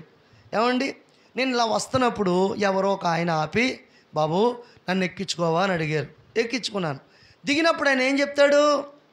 వందనాలు బాబు, థ్యాంక్స్ బాబు, చాలా థ్యాంక్స్ బాబు అంటాడంట. దాన్ని ఏమంటారు చెప్పండి అమ్మా? కృతజ్ఞత. మరి దేవుడు కూడా మనల్ని కాపాడుతున్నాడు కదా. దేవుడు మన పనిలో తోడుగా ఉంటున్నాడు, మన యొక్క ప్రయాణాల్లో తోడుగా ఉంటున్నాడు, మనం ఎక్కడికి వెళ్ళినా దేవుడు తోడుగా ఉన్నాడు. మరి తోడుగా ఉన్నప్పుడు మనం కూడా ఏం చెప్పాలి? దేవుడికి కృతజ్ఞత చెప్పాలి. కృతజ్ఞత అంటే ఏంటి చెప్పండి? థ్యాంక్స్ యేసయ్యా, నీకు వందనాలు యేసయ్యా, నీకు స్తోత్రాలు యేసయ్యా అని చెప్పాలి. అలా కూడా చెప్తే సరిపోద్దా? అలా చెప్తే సరిపోద్దా? కృతజ్ఞత అర్పణ చెల్లించాలంట. హల్లెలూయా. అర్పణ అంటే దేవునికి ఇవ్వడం అన్నమాట. ఒకసారంట యేసు ప్రభు వారు అడవిలో మీటింగ్ పెట్టాడు. ఆయన ఎక్కడైనా పెడతాడు మీటింగ్. దేవునికి స్తోత్రం. సముద్రం వారిని పెట్టాడు, ఆయన ఇంట్లో పెట్టాడు, అరణ్యంలో కూడా మీటింగ్ పెట్టాడు. ఆయన అరణ్యంలో మీటింగ్ పెడితేనంటండి బోళ్ళు మంది ప్రజలు వచ్చారంట. 3 రోజులు మీటింగులు. ఏమండి, ఇక ఆకలి లేదు, దప్పిక లేదు, నిద్ర లేదు. గట్టిగా స్తోత్రం చెప్పండి, హల్లెలూయా. మన ఇక్కడ గంట ఆలస్యమైంది అనుకోండి, ఏం కొట్టేది? గంట కొట్టేది మనకి. హల్లెలూయా. 6 దినాల్లో ఏమన్నా అయిందా? అలాగే వింటున్నారంట ప్రజలు, అలాగే చెప్పేస్తున్నారంట ఆయన వాక్యం. అయిపోయిన తర్వాత అన్నారంట శిష్యులతోటి, వీళ్ళందరికీ మీరే భోజనం పెట్టాలన్నారంట. పెట్టాలంటే శిష్యుల్లో గుండెల్లో రాయడిపోయింది. హల్లెలూయా. అక్కడ ఎంతమంది ఉన్నారు? 5,000 మంది పురుషులు ఉన్నారు. పురుషుల కంటే స్త్రీలు మెజారిటీ ఎక్కువ ఎక్కడైనా. దేవుని స్తోత్రం చెప్పండి. ఏ సంఘంలో అయినా స్త్రీలు ఎక్కువ ఉంటారో, పురుషులు తక్కువ ఉంటారు. కానీ ఈ సంఘంలో మాత్రం సమపాళ్ళలో ఉన్నారు. హల్లెలూయా. వారు 3, మీరు 3. అబ్బా, గట్టిగా స్తోత్రం చెప్పండి, హల్లెలూయా. ఇప్పుడు ఆల్రెడీ దేవుడు నమూనా చూపించాడు. అంటే అర్థం ఏంటి? ఇలా ఉంటుంది సంఘం అని. దేవునికి స్తోత్రం. పురుషులు స్త్రీలు సమానంగా ఉంటారన్నమాట ఇక్కడ. హల్లెలూయా. ఏమండి, దేవుడు చక్కగా ఆ రోజున పురుషుల సంఖ్య లెక్క పెట్టేవారు. మరి స్త్రీలు ఎక్కువ కదండి, పిల్లలు ఎక్కువ, పిల్లలు కూడా ఉన్నారండి, పెద్దోళ్ళు కూడా ఉన్నారు. దాదాపు 20,000 మంది ఉన్నారండి. 20,000 మందికి ఆహారం పెట్టాలంటే అసలు ఎక్కడి నుంచి వస్తుందండి ఆహారం? ఇప్పుడంటే ఓ 50 మందికి భోజనాలు అనుకోండి, హోటల్కి ఆర్డర్ ఇచ్చేస్తున్నారు. ఏమంటే ఒక 100 మంది భోజనాలు అనుకోండి, హోటల్కి ఆర్డర్ ఇచ్చేస్తారు. ఏమన్నా 4 రోజుల ముందు చెప్తే 1000 మందికని చేసేవాళ్ళు ఉన్నారు అక్కడ. దేవునికి స్తోత్రం. మన పెళ్ళిళ్ళు జరుగుతాయి, ఇలాంటి పల్లెటూరులో పెళ్ళిళ్ళు జరిగినప్పుడు ఏమంటే ఒక 100 మందికి భోజనాలు ఉండాలంటే చెప్పండి, 4 రోజుల నుంచి ఆలోచనలు. దేవునికి స్తోత్రం చెప్పండి. కూర ఏం వేయాలి, సాంబారు ఏం వేయాలి, పలవా ఏం చేయాలి, ఏటమాసం వేయాలా, అదే వేయాలా, ఇదే ఎన్నో ఆలోచనలు. గట్టిగా స్తోత్రం చెప్పండి. కానీ యేసు ప్రభువు అప్పటికప్పుడు భోజనం పెట్టాలి అన్నాడు ఆయన. సరే భోజనం పెట్టాలంటే శిష్యులకి ఏం అర్థం కావట్లేదు. యేసు ప్రభు వాళ్ళందరినీ లైన్గా కూర్చోబెడుతుంటే అందులోనటండి ఒక బాలుడు ఉన్నాడంట. గట్టిగా స్తోత్రం చెప్పండి. ఎవరమ్మా బాలుడు. ఆ బాలుడు అంటండి యేసు ప్రభువుని చూసి, అయ్య బాబోయ్ యేసు ప్రభువుకి ఏదోటి ఇవ్వాలి నేను, ఆమె చెప్పండి గట్టిగా. 3 రోజులు బట్టి నుంచి వాక్యం వింటున్నాం, 3 రోజులు బట్టి నుంచి వాక్యం వింటున్నాం, యేసుప్రభు ఎడతెరపు లేకుండా చెప్తున్నాడు, ఏదోటి ఇవ్వాలి యేసుప్రభుకి అని చెప్పి సంచి చూసుకున్నాడంట. ఆ సంచిలో వాళ్ళ అమ్మందంట, ఒరే ఆకలేస్తుంది నీకు, అప్పుడు ఏం చేస్తావంటే ఈ రొట్టెలు చేపలు తినరా అని 5 రొట్టెలు 2 చిన్న చేపలు పెట్టిందంట. పెట్టేటప్పటికి ఈయన ఈ 5 రొట్టెలు 2 చిన్న చేపలు చూశాడు. ఎలాగా నేను తినలేదు కాబట్టి ఈ 5 రొట్టెలు 2 చిన్న చేపలు ఎవరికి ఇచ్చేతాను? యేసయ్యకి ఇచ్చేస్తాను. దేవునికి స్తోత్రం, హల్లెలూయా. కృతజ్ఞత అంటే అది. కృతజ్ఞత అంటే ఏం చెప్పండి? యేసయ్య ఇప్పుడు దాకా నాతో మాట్లాడాడు, వాక్యం చెప్పాడు, ఆ వాక్యం ద్వారా నా హృదయం బలపరచబడింది, ఆ మాటల ద్వారా దేవుడు నన్ను బలపరిచాడు. దైవజనులు ఎక్కడి నుంచో వస్తున్నారు, మాకు ఎంతో వాక్యం చెప్తున్నారు, మమ్మల్ని ఎంతో బలపరుస్తున్నారు. కాబట్టి కృతజ్ఞత కలిగి మనం ఉండాలంటే స్తోత్రం చెప్పండి గట్టి, హల్లెలూయా. ఏమంటే అన్ని వేల మందిలోనండి ఎవరికి వచ్చింది కృతజ్ఞత? ఆ బాలుడికే వచ్చింది. గట్టిగా స్తోత్రం చెప్పండి. ఆ బాలుడికే కృతజ్ఞత. మిగతా వాళ్ళకి ఎవరికైనా వచ్చిందండి? పెద్దోళ్ళు ఉన్నారు, చిన్నోళ్ళు ఉన్నారు, పొట్టోళ్ళు ఉన్నారు, పొడుగోళ్ళు ఉన్నారు, నలుపోళ్ళు ఉన్నారు, తెలుపోళ్ళు ఉన్నారు, లావంటోళ్ళు ఉన్నారు, సన్నబోళ్ళు ఉన్నారు, ఇంతమంది ఉన్నారు, కానీ ఎవరికైనా వచ్చిందా? మరి ఆ కుర్రోడికి వస్తే ఆ కుర్రోడు అట్టుకెళ్ళి 5 రొట్టెలు 2 చిన్న చేపలు యేసయ్య చేతిలో పెట్టారు. ఇప్పుడు చూడండి, కృతజ్ఞత ఆ బాలుడికి వచ్చింది, యేసయ్య చేతిలో పెట్టారు. యేసయ్యకి కూడా కృతజ్ఞత ఉంది. స్తోత్రం చెప్పండి గట్టిగా. ఆయన ఏం చేయడు? 5 రొట్టెలు 2 చిన్న చేపలు పట్టుకుని కృతజ్ఞతాస్తుతులు చెల్లించి వాటిని విరిచి వడ్డించటం మొదలు పెడితే చెప్పండి అమ్మ చెప్పండి, 20,000 మంది తృప్తిగా తిని మిగిలిన మొక్కలు ఎన్ని ఎత్తారంటండి? 12 గాబులు. ఇప్పుడు నా వైపు చూడండి.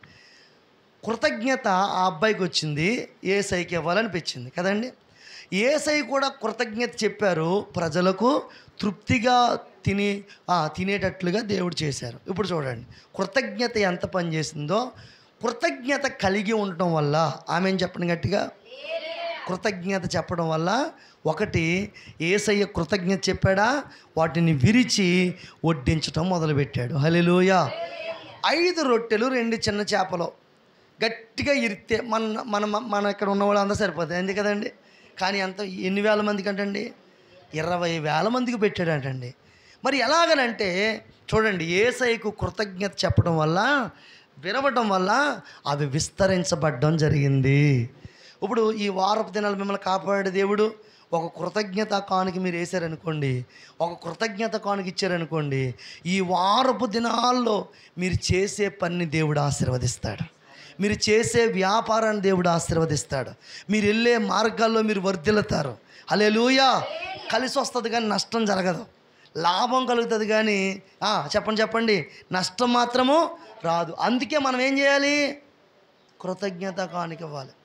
ఏమండి, నేను సంఘంలో చేసేవాడిని, ఆ సంఘంలో రూపాయన్నర వచ్చేది నాకు. దేవుని స్తోత్రం. ఎంతండి? రేకు డబ్బాలో రూపాయన్నర టింగుమని పిచ్చేవారు. ఆ రూపాయన్నర నేనేం చేసేవాడిని అంటే, ఏమన్నా అట్టుకెళ్ళిపోయి శుభ్రంగా పకోడీ తినేసేవాడిని. రూపాయన్నర పకోడీ, అప్పుడు 150 గ్రాములు పకోడీ, రూపాయన్నర పకోడీ తినేసి ఎక్కువ మంచిలు తాగేసి, శబాసరా ఆదాం రాజా, నీలాగా ఎవరు సేరి సేవ, నువ్వు బాగా చేస్తున్నావు అని అనుకుని నేనే మెచ్చేసుకునేవాడిని. ఏమన్నా అలాగా సంవత్సరం అయిపోయినా సరే ఎదుగులేదు, బొదుగులేదు.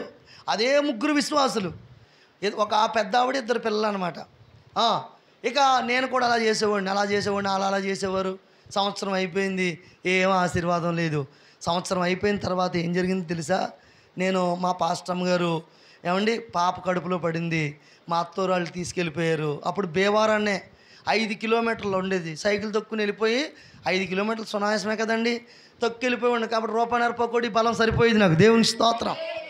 మా అమ్మగారు అన్నారు, నువ్వు అక్కడ ఎందుకు లేరా, ఇంటికి వచ్చా, ఇంటికాడి నుంచి వెళ్ళి కానీ మరి నీకు వండి పెట్టేవాళ్ళు ఎవరు లేరు కదా అని అంటే ఇంటికి వెళ్ళిపోయాను. 25 కిలోమీటర్లు తొక్కి తొక్కి తొక్కి తొక్కి చెమటలకు ఎక్కి సైకిల్ పక్కన ఆడేసి ఇలాగే మూల కూర్చొని, ప్రభువా ఇదేమి సేవనైనా, బొత్తిగా రూపాయన్నర సేవ ఏంటైనా, రేపు పొద్దున మా ఆవిడికి అయ్యట్నా, పుట్టే బిడ్డకి అయ్యట్నా, నేనే తిన్నా, నా పకోడీకే సరిపోతలేదు నాయని, రూపాయన్నర సేవ ఏంటి నాయనని గోల్డ్ మనం ఏడుతున్నాను. ఇలాగే ఏడుతుంటే ఓ స్వరమైన పడుతుందండి నాకు. దేవుని స్తోత్రం చెప్పండి.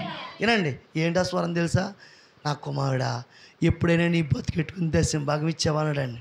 నేను అన్నాను, ప్రభువా నా రూపాయన్నర పకోడికే సరిపోతలేదు, నీకెక్కడిస్తాను ప్రభు దశం భాగం అంటే, నోర్మే ఈ రోజు నుంచి నువ్వు పకోడి తిన్నావా, నీ మాట మరే తక్కదన్నాడు దేవుడు. హల్లెలూయా. ఆ రోజు నుంచి పకోడి మానేశాను. వెళ్ళిపోయి రూపాయన్నరకి వెళ్ళి ఎక్కడ వేసానంటే అక్కడ దేవుడు మా పాస్టర్ గారి దగ్గర ఇచ్చాను దశం భాగం. ఇచ్చేసి మరుసటి రోజు వారం వెళ్ళేటప్పటికి ఒక క్రొత్త విశ్వాసం వచ్చి కూర్చుందండి. హల్లెలూయా. అసలే విశ్వాసం చూడక మొహం వాసిపోయి ఉన్నానేమో, ఆ క్రొత్త విశ్వాసం చూడగానే ఎంత సంతోషం అయిపోయిందంటే, అంత ఆనందం అయిపోయిందండి. అందరూ వెళ్ళిపోయారు. ఈ ముగ్గురు 300 రూపాయలు టింగ్ మనిపి చాలా వెళ్ళిపోయారు. ఈవిడ వచ్చి నా ముందు నిలబడి అంది, అయ్యారండి నెలలు బట్టి నుంచి సంవత్సరాన్ని బట్టి నుంచి వద్దాం అనుకున్నానండి, ఏం అడ్డడిపోతున్నాయి నా కాళ్ళకి అర్థం కావట్లేదండి, అస్సలు నేను రాలేకపోతున్నానండి, మరి ఇవాళ ఏంటో కానీ భలేగా వచ్చేసానంటే, ఏం అడ్డడిపోవటమమ్మా, నా పకోడి నీకు అడ్డడిపోయింది, లేకపోతే నువ్వు ఎప్పుడో వచ్చేసిదాను, తప్పు నీది కాదమ్మా, తప్పు నాదే, నీ తప్పేమీ లేదు, నువ్వు మంచిదాను, నాదే తప్పమ్మా అని ప్రార్థన చేస్తే 150 రూపాయలు కానుకెట్టిందండి ఆవిడ. గట్టిగా చప్పలోడి స్తోత్రం చెప్పండి. హల్లెలూయా. రూపాయిన్నర నుండి ఎక్కడికి వెళ్ళాను నేను ఇప్పుడు అంటే, ఎందువల్ల జరిగిందా నష్టం? దేవునికి ఇవ్వకపోవడం వల్ల. దేవునికి నేను ఎందుకు ఇవ్వాలి? నేను సేవకుడిని కదా, నేను దేవుని సేవ చేస్తున్నాను కదా, నేను ఎందుకు ఇవ్వాలనుకున్నాను నేను. కానీ దేవుని సేవకుడైనా ఇవ్వాలి. చెప్పండి, మీరైనా ఇవ్వాలి. ఇవ్వటం వల్ల ఏం కలిగింది? సంవత్సరం ఏమీ అభివృద్ధి లేదు. సంవత్సరం అదే రూపాయన్నర, అదే పకోడి, అదే జీవితం. దేవునికి స్తోత్రం. కానీ దేవునికి ఇవ్వడం మొదలుపెట్టాను. ఒక్క సంవత్సరంలో 50 మంది విశ్వాసాలను దేవుడు ఇచ్చాడు నాకు. గట్టిగా చప్పట్లు స్తోత్రం చెప్తారు. హల్లెలూయా. అమ్మా, నీ వ్యాపారంలో నువ్వు అభివృద్ధి చెందాలంటే, నీకున్న దాంట్లో నువ్వు అభివృద్ధి చెందాలంటే, నీకున్న పనిలో అభివృద్ధి చెందాలంటే, నీ ఉద్యోగంలో, నీ వ్యాపారంలో, నువ్వు చేసే చేతి పనిలో నువ్వు అభివృద్ధి చెందాలంటే నువ్వేం చేయాలి? దేవునికి కృతజ్ఞత అర్పణ అంటే కానుక ఇవ్వాలి దేవుడికి. హల్లెలూయా. వారపు దినాలు నిన్ను కాపాడిన దేవుడికి వారం రోజులు ఈ ఫ్యాన్ తిరిగిందంటే మనం కరెంటు బిల్లు కడతామండి? కడతామా లేదండి? కడతాం కదండి. అలాగే సంవత్సరానికి ఒకసారి ఈ పైప్ పన్ను కడతాం కదండి. స్థలం మందే కానీ మనం ఏం కట్టాలి? ఇల్లు మందే. ఏం కట్టాలి సంవత్సరానికి ఒకసారి? ఇంటి పన్ను కట్టాలి.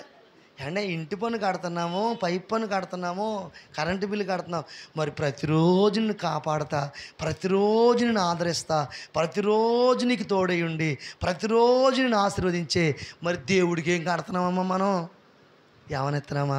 అదే కృతజ్ఞత అర్పణ అంటే. హల్లెలూయా. వారం రోజులు కాపాడినందుకు దేవుడికి మనం ఏం చేయాలి చెప్పండి అమ్మా? అర్పణ దేవుడికి అర్పించాలి. హల్లెలూయా. కృతజ్ఞతార్పణ అర్పించు, ఆయన సన్నిధిలోనికి రావాలి. దేవునికి మహిమ కలుగునుగా. ఒకటి చెప్పండి, ఆయనే దేవుడని తెలుసుకోవాలి. ఎందుకు ఆయన దేవుడు అయ్యాడంటే, మనల్ని పెంచేవాడు, పోషించేవాడు, నడిపించేవాడు ఆయనే కాబట్టి ఆయన తెలుసుకోవాలి. రెండవదిగా కృతజ్ఞత అర్పణ మనము చెల్లించాలి. ఎందుకు చెల్లించాలి? కృతజ్ఞత చెప్పడం వల్ల మనము విస్తరించబడతాం. చూడండి, ఆయన ఏం చేయడు? 5 రొట్టెలు 2 చిన్న చేపలు ఇచ్చాడు. విరవడం వల్ల ఏమేం చెప్పండి? విస్తరణ జరిగింది. రెండవదిగా తృప్తిగా తిన్నారు వాళ్ళందరూ. ఎలా తిన్నారంటమ్మా? ఒక్కొక్కడు కూడా బేవమన్నాడు. దేవుని స్తోత్రం చెప్పండి. హల్లెలూయా. దీని నిండా డబ్బు పెట్టేసి ఇచ్చేయండి, ఇంకా లేదా అని అడుగుతారు. దేవునికి స్తోత్రం. అదే కడుపు నిండా అన్నం పెట్టండి, బాబోయ్ నీకు స్తోత్రం సాల్లే అంటారు. హల్లెలూయా. అందుకంటే అన్ని దానాల కంటే అన్నదానము గొప్పది. అలాగే ప్రియులరా, తృప్తిగా ఎప్పుడైతే మన హృదయం తృప్తిపరచబడుతుందో అప్పుడు మనం చాలా సంతోషంగా ఉంటాం. హల్లెలూయా. తృప్తిగా పెట్టాడు వాళ్ళకి దేవుడు. ఎలా పెట్టాడమ్మా? వినండమ్మా, ఎలా పెట్టాడు? తృప్తిగా తిని. ఏమండి? తృప్తిగా తిన్నారు. దేవుని స్తోత్రం చెప్పండి. నేను ముగించేస్తాను. నిజమే. హల్లెలూయా. ఏమండి? ఇక తృప్తిగా తిన్నారు వాళ్ళు. మూడవది ఏంటి చెప్పనా? ఈ కృతజ్ఞత చెప్పాడే అబ్బాయి, వాళ్ళ ఇంటికి మోసుకెళ్ళిపోతున్నారంటే ఈ 12 గంపలు. దేవుని స్తోత్రం. ఆ 2 చేపలు 2 చిన్న చేపలు 5 రొట్టెలు ఇస్తే ఏకంగా ఇంటికి ఎన్ని గంపలు వెళ్ళిపోతున్నాయంటండి? 12 గంపలు వెళ్ళిపోతున్నాయంట. వీళ్ళందరూ మనం ఇవ్వలేకపోయాము, మనం ముందు ఇవ్వాలా చేయాలి. దేవుని స్తోత్రం. మనకి స్టార్టింగ్ ప్రాబ్లం. హల్లెలూయా. ఎవరు ముందు ఇస్తారా, అప్పుడు నేను ఇస్తాను అనుకుంటాం.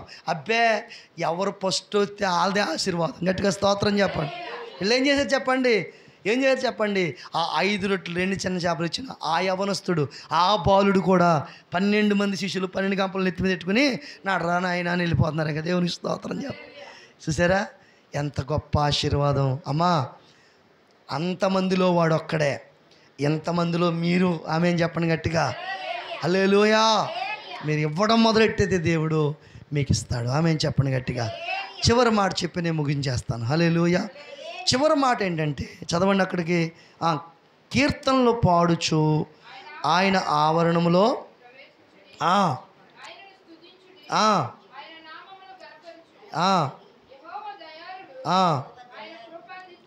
చూడండి ఇక్కడ 3వది ఏంటి చెప్పండి.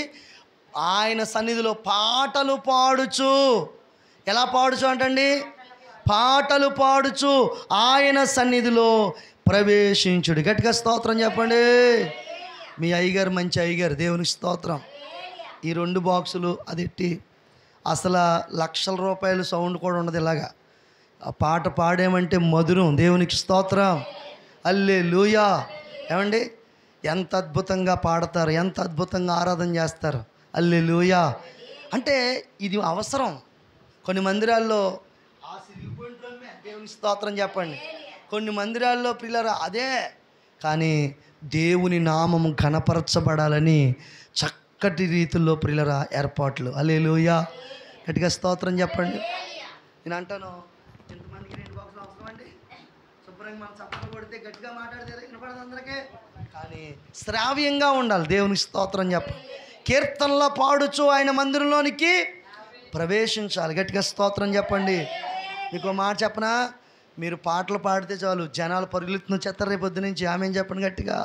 హల్లెలూయా. మీరు ఆరాధన చేస్తుంటే చాలు బంధకాలు విడుదలైపోతాయి. ఎవరు ఆపగలరండి? దేవునికి మహిమ కలుగును గాక. బంధకాలు తొలగిపోయి పరిగెత్తుకుంటూ వచ్చేస్తారు. దేవునికి స్తోత్రం. దావీదు పాట పాడగా సౌలు మీద ఉన్న దురాత్మ పారిపోయిందంటండి. ఏమండి చెరసాలలో పౌలు శీలలు ప్రభువుని ఆరాధిస్తున్నప్పుడు చెరసాల నాయకుడే రక్షణ పొందాడంట. గట్టిగా స్తోత్రం చెప్పండి. హల్లెలూయా. కాబట్టి పాటలు పాడాలి, ఆరాధనలు మనము చెయ్యాలి. ఎక్కడండి? మందిరంలో. మందిరంలో ఏం చేయాలంట? ఒకటంటండి, మందిరంలో ఏం చేయాలంట? ఆయనే దేవుడని తెలుసుకోవాలి. ఎందుకు తెలుసుకోవాలి? పెంచేవాడు ఆయన, పోషించేవాడు ఆయన, నడిపించేవాడు ఆయన. ఏమండి? రెండవదిగా ఆయన సన్నిధిలోకి ఎలా రావాలంటండి? కృతజ్ఞతార్పణలు అర్పించు లేక చెల్లించు. ఎందుకు? ఆయన కృతజ్ఞతార్పణలు చెల్లించడం అంటే ఎందుకు చెల్లించాలి? మనం అభివృద్ధి పరుస్తాడు ఆయన, మనల్ని ఆశీర్వదిస్తాడు, అన్ని రకాలుగా మనల్ని వృద్ధి చేస్తాడు, అభివృద్ధి పరుస్తాడు. మూడవదిగా పాటలు పాడుచు ఆయన నామాన్ని ఘనపరచాలి. హల్లెలూయా. ప్రభు అన్నారు, నన్ను ఘనపరచు వారిని నేను ఘనపరుస్తాను, నన్ను మహిమపరిచిన వారిని నేను మహిమపరుస్తాను. దావీదు గొర్రెలు మేపుకునే ఆయన ఏమయ్యాడమ్మా? రాజు అయ్యాడు. ఆమెను చెప్పండి గట్టిగా. మరి గొర్రెలు మేపుకునే ఆయన దేవుడు రాజు ఎలా చేశాడండి? అండ్ అడ్డదారుల్లో సంపాదించడం ఏమనని రికమెండేషన్లు ఏమైనా ఉన్నాయంటారా? గట్టిగా స్తోత్రం చెప్పండి. ఓన్లే ఎప్పుడు చూసినా గొర్రెలు మేపుకుంటున్నాడు, ఒకసారి సింహాసనం కూర్చోబెడదాం అని అనుకున్నారా? లేదు. గొర్రెలు మేపుకునే దావీదు అంటండి అరణ్యములో దేవుణ్ణి ఆరాధిస్తూ ఉండేవాడంట. హల్లెలూయా. దేవుణ్ణి ఘనపరుస్తూ ఉండేవాడంట. హల్లెలూయా. అలా ఘనపరిచే దేవుడిని ఘనపరిచే దావీదుని దేవుడు ఘనపరిచాడు, సింహాసనం మీద కూర్చోబెట్టాడు. హల్లెలూయా. అమ్మ, మీ జీవితాలను కూడా దేవుడు ఘనపరుస్తాడు. ఇప్పుడు ఇలాగుండో మీ ఇల్లును దేవుడు ఆశీర్వదిస్తాడో, మీ వ్యాపారం దేవుడు ఆశీర్వదిస్తాడో, మీ చేతి పనిని ఆశీర్వదిస్తాడో, మీరు ఏ ప్రయత్నం చేసినా దేవుడు ఖచ్చితంగా ఆశీర్వదిస్తాడు. హల్లెలూయా. హల్లెలూయా. మీరు ఏ ప్రయత్నం, ఏ పనిలోకి వెళ్ళండి, ఉపవాస ప్రార్థనలు అయిన తర్వాత పరిశీలన చేసుకోండి. మీరు ఎక్కడికి వెళ్ళినా, ఏ చోటకి వెళ్ళినా ఆశీర్వదిస్తాడో మీరు అనేకులకు సాక్ష్యం చెప్తారు. హల్లెలూయా. ఎందుకంటే ఆయన్ని ఘనపరిచే వారిని దేవుడు ఘనపరుస్తాడు. హల్లెలూయా. 91వ కీర్తనలో ఒక మాట, నన్ను ఘనపరచు వారిని నేను ఘనపరిచెదను. అన్నాడు దేవుడు. అంటే దేవుణ్ణి గణపరచాలి, మనం గణపరచాలి, ఊరకనే మనం కాదు, గణపరచాలి, ఆయన నామాన్ని గణపరచాలి. హల్లెలూయా. ఆయన నామాన్ని గణపరిస్తే దేవుడు మనల్ని గణపరుస్తాడు. కాబట్టి మీరు గణపరచబడాలి. ఇప్పుడు దాకా తోగ్గా ఉన్నారేమో, మిమ్మల్ని దేవుడు ఏం చేయబోతున్నాడు? తలగా చేయబోతున్నాడు. ఇప్పుడు దాకా అప్పు తీసుకునేవారుగా ఉన్నారేమో, ఇప్పటి నుంచి దేవుడు ఏం చేస్తాడు? అప్పు ఇచ్చేవారుగా చేస్తాడు. దేవుడు మిమ్మల్ని పెంపారింపజేస్తాడు, మిమ్మల్ని ఆశీర్వదిస్తాడు, మిమ్మల్ని బలపరుస్తాడు. హల్లెలూయా.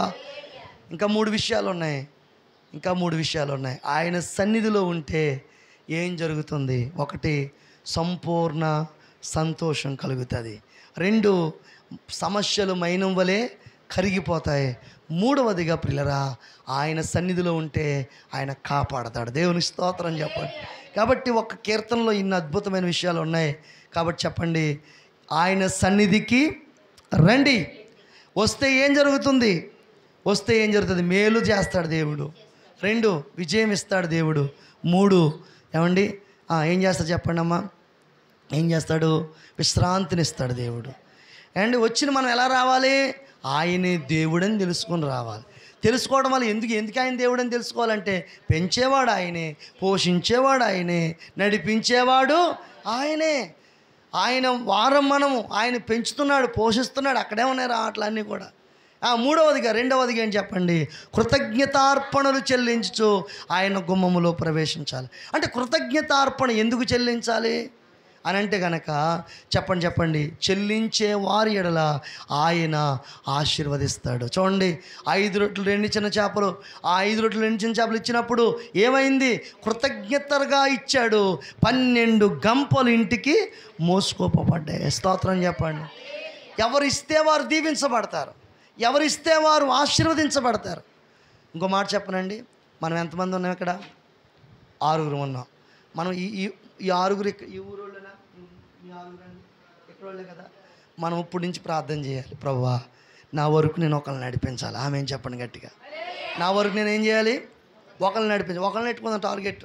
కొంతమంది నేను 10 మందిని నడిపించేస్తాను ప్రభువా, చివరాఖరికి ఒక్కళ్ళని కూడా నడిపించలేరు. హల్లెలూయా. 10 మంది ఎందుకు లెక్క మనకే? చెప్పండి ఎంతమంది అండి? ఒక్కళ్ళని నడిపిస్తాను ప్రభువా. అప్పుడు ఒక్కళ్ళని చెప్పండి 6 కాస్త ఏమవుతారు చెప్పండి? 12 మంది.